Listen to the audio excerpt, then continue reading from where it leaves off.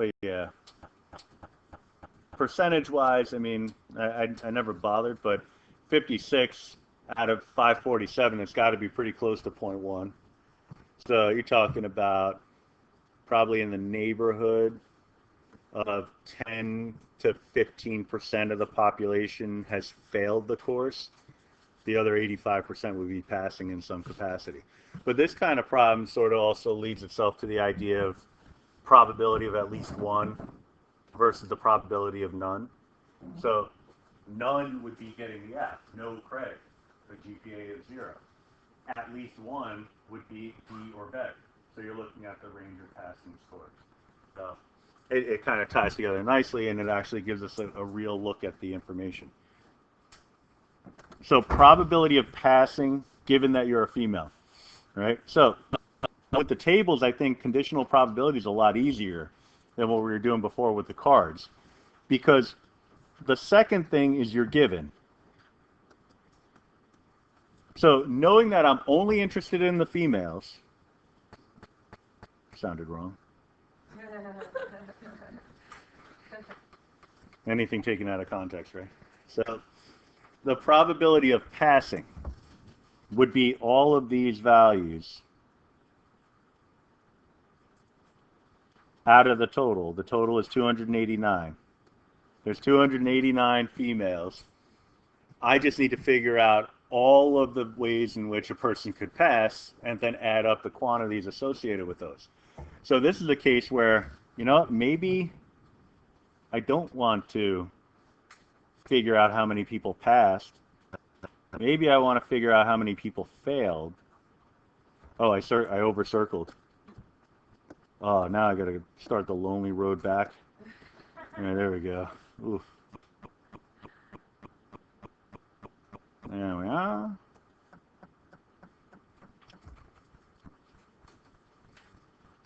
So instead of finding the probability of passing, how about we take the total, which is 289, and just remove all the flunkies.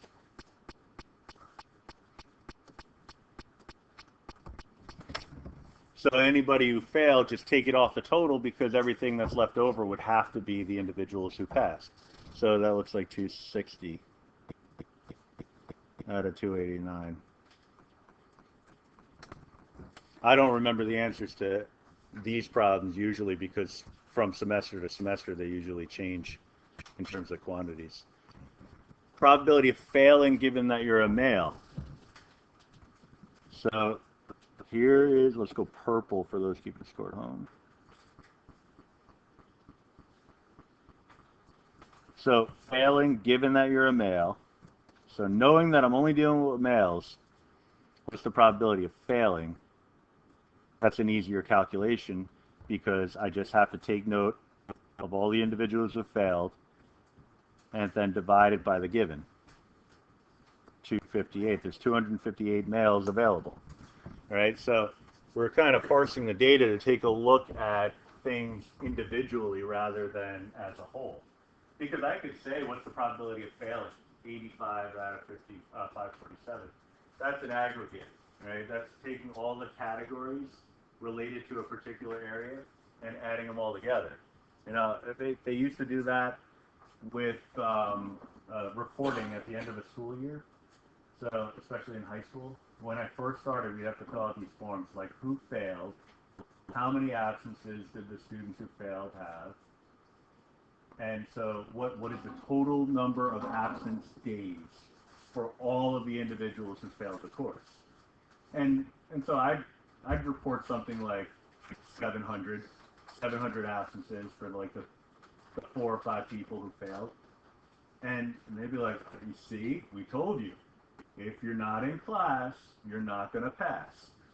But hidden within the data is the fact that one of those students was absent 90 times. One of those students was absent once.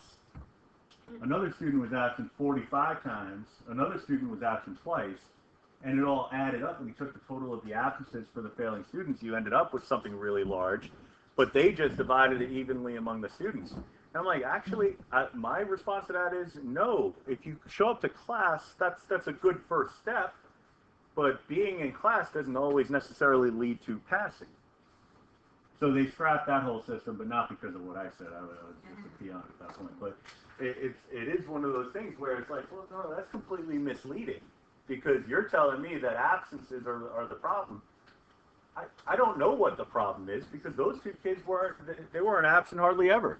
So there's got to be something else going on here. So that's why we take a look at things on an individual level, right? So I'm noticing in the A category, I mean, I could come up with explanations from experience, but I mean, this is a pretty stark difference. That's a lot. Right? So what are these folks doing that these aren't? Because I'm looking at the other numbers, and there's some variation, but they're at least in the same neighborhood, right? 53, 51. 22 and 33 are a little bit further apart, but they're still in the same stratosphere. Pretty close, far apart, but small sample, right? So it's really only the A's and F's that I gotta look at. Like, what's keeping these B pluses from being in the A category? What's keeping these F's from being in the D or C category? All right, that's my job. That's the stuff I have to try to figure out, which is why I keep revising my notes and making more and more typos. It's like, well, that lesson didn't work. Let me try something else. So it could be me. It could be them. It could be some combination of the two. It could be the time of day. There's a lot of lurking variables that are going to come into play, and those are things that need to be addressed. Because we all know it's not as simple as just going to class, right? Again, a necessary first step, but in terms of success, yeah, you probably want to do something when you're there. That's usually a pretty good way to go. All right, so in part C, we want to know, is the probability of getting an A given that you're a male the same as the probability of being a male given that you got an A? All right, so let me just do this real quick.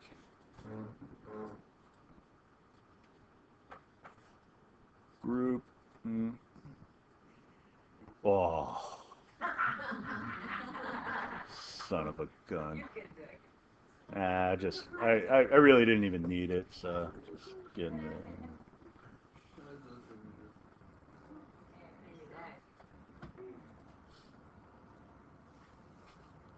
Chuck that down there. And I could put this back. And that's only because I never remember to do this prior to, yeah, that's actually pretty good. I'll take that too, because it would seem like overkill to have the same table like 4 or 5 times, but since we're going to mark it up 4 or 5 times, it's not bad. Are we getting bonus for all the typos? Yeah, that's the whole point. Really? At one point. Yeah, just I go home. I mean, it takes a while to go through my emails, as some of you have been finding out, but I go through my emails and I look to see who's got what, and then I start popping in the bonus credit. Looks like I got 4 or 5 people already. Oh, actually, no, that's one person 4 or 5 times.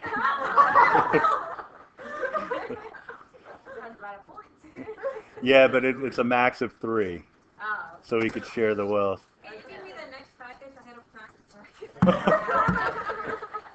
I hope to actually have the digital version of it posted up pretty soon, because I'm almost done with my revisions.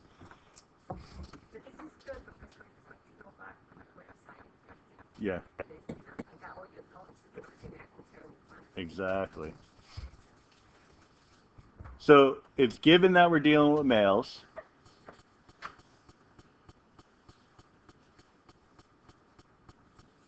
I'm only looking for the A students, though. And this is what we want. Here's my A students. I have 78 of those. I have 258 males. And I want to know, is that equal? I'll put the question mark over the equal sign because I don't know yet. To having the group, instead of being just the males, have the group be the A students and determine the probability of getting a male.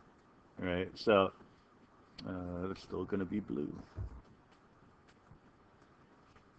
All right, so my A students, that's 199 of them.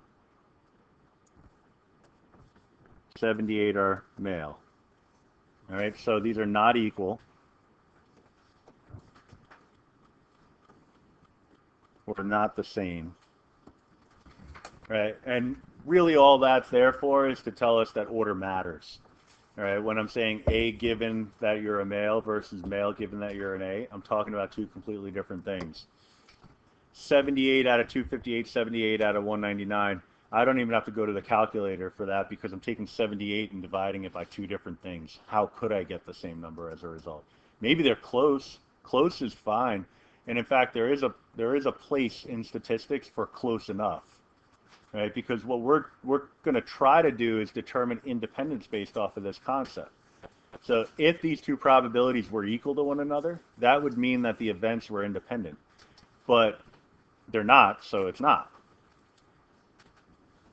But when is close enough good enough? That's usually when you get into contextual situations where the probabilities are a little less grounded, right? Because in this case, my probabilities are based on whatever I see in the table. But if I'm collecting heights of people, weights, times to run a 40-meter yard? Yard, okay. Yeah, I forgot we're in America. We do things complicated. So, yeah, but if you're collecting times, miles per gallon, and gas efficiency, things like that, the numbers aren't as clean as you would get if you were dealing with a deck of cards or a roll of a die or something like that. Right? So in those contexts, basically, the more real world you get, the more gray area is allowed. The more room there is for approximations and estimations and things like that. Right? Here, it's just this is not equal to that, and that's the end of it. But there's more to it than that. We'll see. Oh, I have another one. Oh, I can just unlimited tables here. Just keep coming out of nowhere. All right, so I say recall, even though this was written, I think 2 pages ago, maybe a page ago, but it's not like any time has passed in between when we saw it and actually doing it, so there's nothing to recall, I guess, only in this class. Probability of B given A is equal to the probability of B. If that's the case, then we're dealing with events that are independent. All right, so I wrote, using that information, attempt to show, so I'm giving it away, attempt to show that being male and getting a B plus are independent events. All right, so probability that being a male, right? So that sounds like it's a given statement. And getting a B plus, right? So B plus students, given that we're only dealing with the males. That should be the same as the probability of just in general getting a B plus, right? Because basically what this is saying is, does gender make a difference, right? If the probability of getting a B plus only for the males was the same as the probability of getting a B plus no matter who you are, then it didn't matter if you were a male or a female, right? And that would show that those two events are independent of one another, your grade and your gender. But if I show that they're unequal, then it's showing that there is some kind of relationship between gender and the grade that you get. Now, you got to be careful, and we're going to learn about this throughout the remainder of the course. Just because two things are related to one another doesn't mean one thing caused the other to happen. All right? So you got to be really careful about that. You can have some sort of, we call it a correlation. We talked about that in the last unit. But that does not mean that there was a causal factor there. All right? And as we go further, we'll see more and more cases of that. Probability of getting a B plus only working with the males. All right, so we got a total of 258. 53 of them were B plus students. All right, now if I'm just looking for B plus in general, I'm going to the totals. Here I have 104 B pluses. 104, which is roughly double the 53, you know, in the right neighborhood anyway. 547 is roughly double the 258. I mean, it's again not too far apart. So this gets into some of that gray area I was talking about before. It's like, is it close enough that we can say that they're roughly equal? So in this one situation, we go to the decimal values because it's not something that's instantly going to pop into your mind in most cases. So 0.205, 0.181.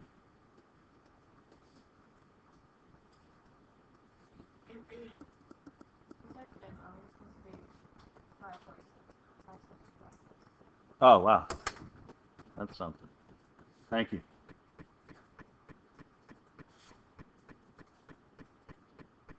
0.1, oh, that's closer.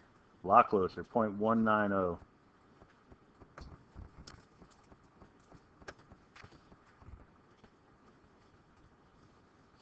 They're not equal mathematically, but they're virtually the same.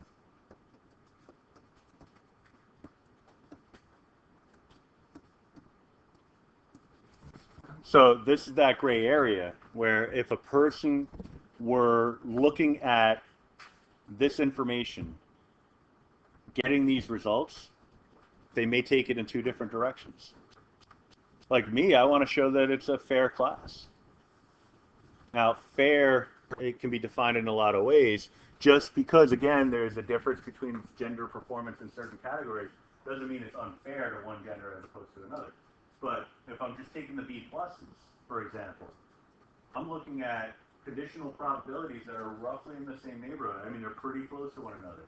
So that might, from my vantage point, be enough to say that there's independence going on there, right? Whereas you look at the same numbers and say, well, they're not the same.